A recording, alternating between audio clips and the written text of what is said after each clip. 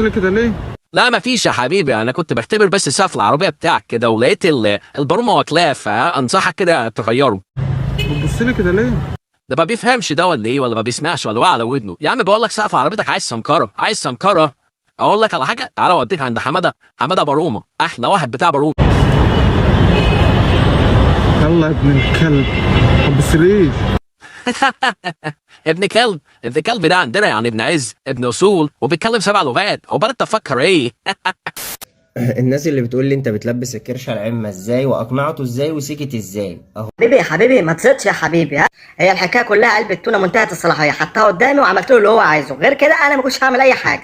انما ما تحسستيش ان انت اخترعت حاجه، ها، فانا موجوده برضه وبتكلم.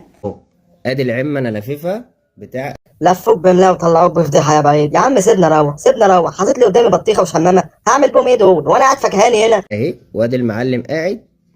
بس ارفع وشك. هتعمل لي صوره 3 في 6 ولا هتقدم لي اشتراك نقابه ولا هتعمل لي ايه بالظبط؟ انا مش فاهم انا. اثبت فيه تصوير عندنا شو يا ابني، دخل ودنك. ايوه دخلها جوه عشان مش عايز اسمع صوتك ده خالص. صوتك عامل تلوث سمعي في المكان. وامشي بقى امشي. معلش يا معلم، حقك عليا. اظبط حالك.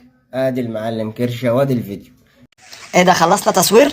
فين بقى علبة التونة اللي اتفقنا عليها؟ ها؟ فين علبة التونة؟ لما اطلع الفيديو الجاي اخليك هلهل وافضحك. العربية المجهزة المكيفة لجميع الاستقرار بمدينة أسوان العامرة. بس اسكت خالص، اسكت انت بقى خالص. لما انت حلو بتهزر كده. فين الاكل بتاعك؟ من امبارح ماشي معاك مفيش اي حتى شوية برسيم يا اخي. أيوه لا كده أنت بتصور ولا إيه؟ يخرب بطنك، بتصورني ولا تصور الحمار؟ بيصورك انت يا جدو، بيصورك انت يا حبيبي. مش واخد بالك؟ عمال توزع لي في نكت طول ما انت ماشي. ده انا بقيت في وسط هدومي يا اخي من الحمير زمايلي يا اخي. ده انت خليتني واقف في نص بردعتي.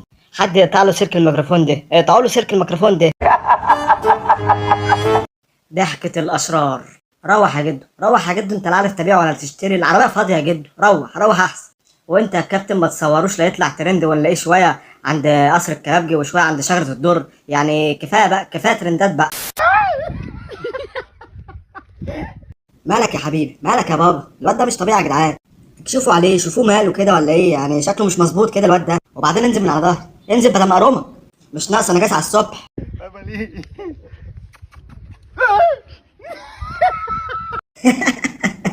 امسك نفسك يا حماده، امسك نفسك. انا بس كنت عايز اشوف الساعه في رجلك كام مش اكتر يا حماده. انزل بقى يا حماده، انزل، وقتك خلص وقطمت ظهري.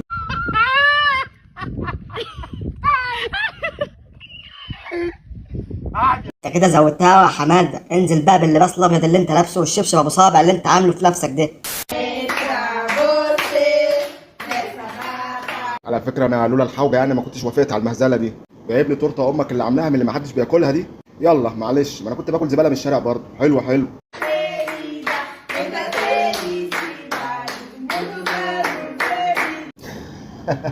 انت مبسوطه يا خاله نظيمه؟ طب ظبطي التورته شويه يعني وحط لي شمعتين بس. وفين الجمعيه اللي انت قلت هتقبضها لي؟ ها الله يسامحك يا خاله نظيم. وانت بتصور ايه يا حبيبي؟ ها بتصور ايه؟ اجري حط مزيل عرق، اجري ريحتك وحشه قلبت الدنيا. عليكم بفيديو جديد جو. طبعا ده تعرفوا ده تفر.